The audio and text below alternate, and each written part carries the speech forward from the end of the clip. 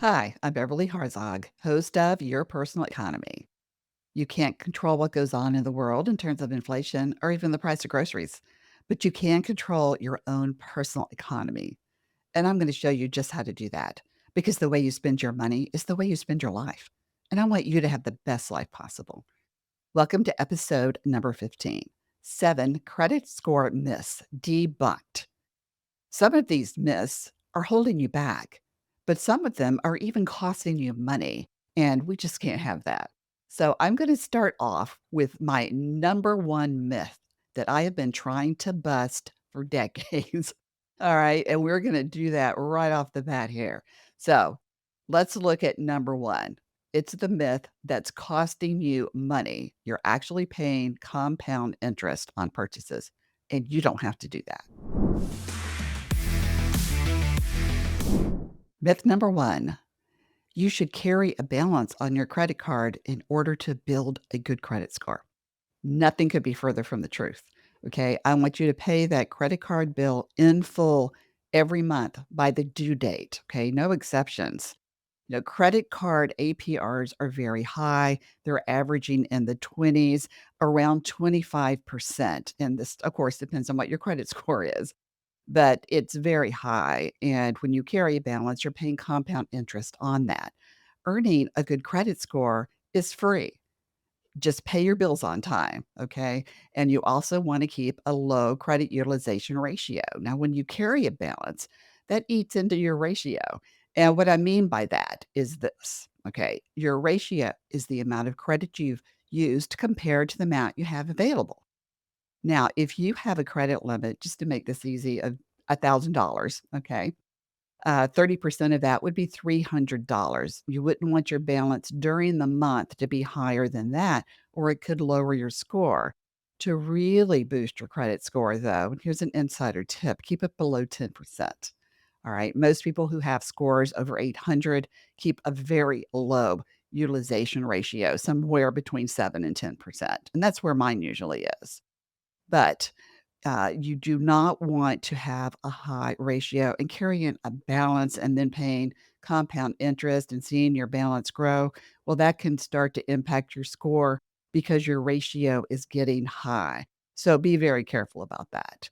So, no carrying a balance on a credit card. In fact, I don't want you to use a credit card if you want to carry a balance or if you must carry a balance. Okay. Wait until your cash flow is in better condition because the last thing I want for anybody is to use credit cards to build their score and then end up in debt.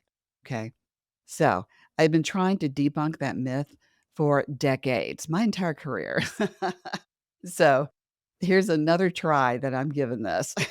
So hopefully it will stick. So, myth number two, this one is about whether or not you should close a credit card. Does it hurt your score or does it help your score? All right, let's get to myth number two. Closing a credit card can increase your credit score. No. No, no, it cannot increase your credit score. In fact, there's a good chance it will lower your score. Remember how we just talked about the credit utilization ratio?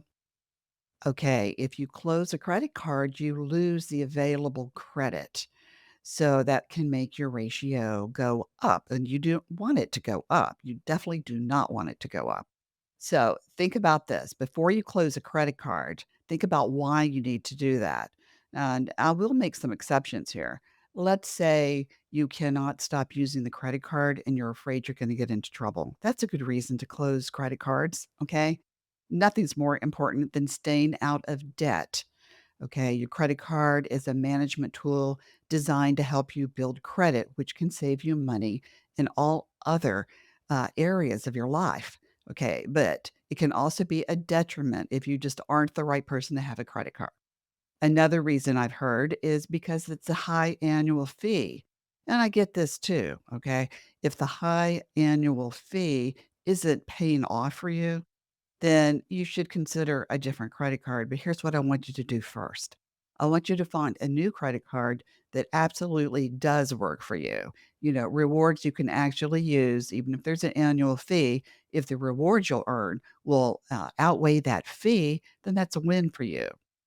And the reason I want you to find a new card first is because you're going to replace that available credit that you lose if you cancel a credit card. See how that works? So you can have a minimum impact, if any, on your score if you do it that way. So think twice. And, I even understand the logic behind this. You would think, well, if you're saying basically, I don't need this much credit, you should get points for that. But, I've said it before, I'll say it again, credit is not intuitive. So that is just not how the system works. All right. Myth number 3.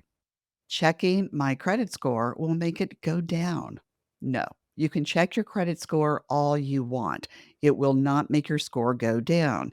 You can check your credit report all you want. It will not impact your score at all. When you check your own credit, that's called a soft inquiry. A hard inquiry is when you apply for a credit card, for example, and the credit card issuer then looks at your credit report in detail. That's a hard inquiry, and it can knock anywhere from 0 to 5 points off your score. But a soft inquiry, when you look at it yourself, okay, just because you want to stay informed or you look at your credit report to stay informed, that does not impact your score. In fact, I encourage you to look at your credit reports regularly and to check your credit score. Don't obsess over it, but every month or so, check your credit score just to make sure it's going in the right direction. And if you have set a certain goal for yourself, like you want to go from fair credit to very good credit, that's great. But check it about once a month and just make sure that you're making progress on that. All right. Next, let's talk about myth number 4. Myth number 4, your income does not affect your credit score. Many believe that if you have a high income, you're going to have a high credit score. No, it's not that easy to have a high credit score. Okay. You can't just make a lot of money and not have to worry about it. You can make $30,000 a year and have a great credit score if you have great credit habits like paying all of your bills on time.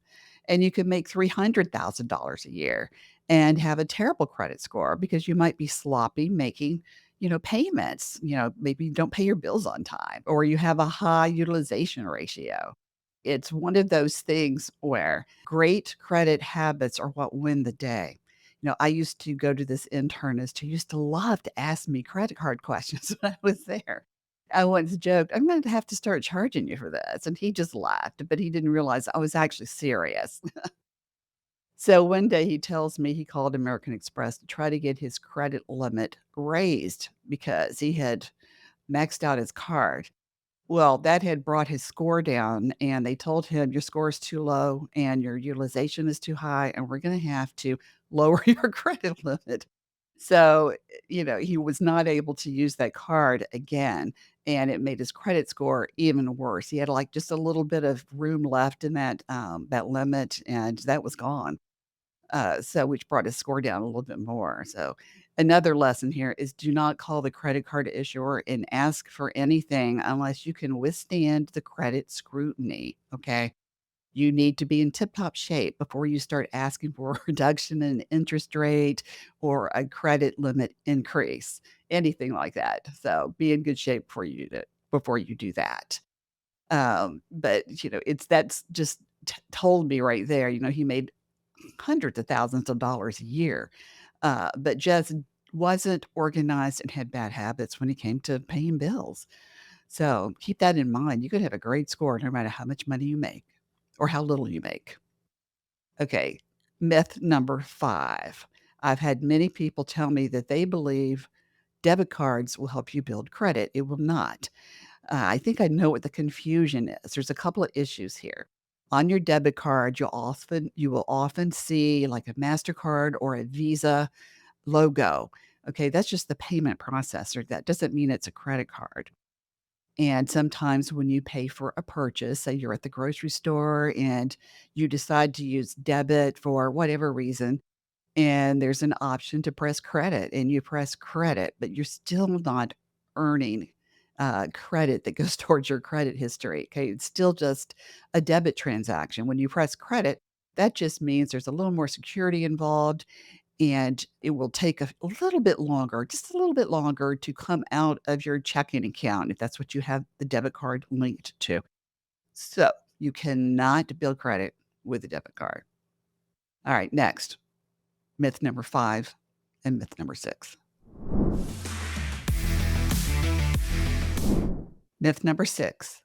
If you're married, you have a joint credit score. And I'll also drop in here joint credit report because many people who think that you have a joint credit score probably also think you have a joint credit report, but both are false.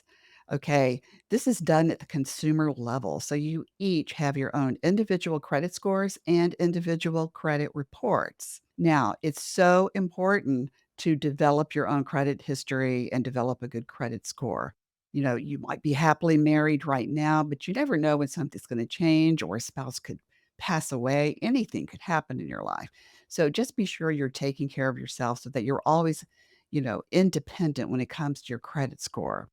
Now, this can be accomplished pretty simply. If you're trying to apply for a mortgage, get a joint mortgage where both of your names are on it. That way you develop credit and your spouse develops credit as well.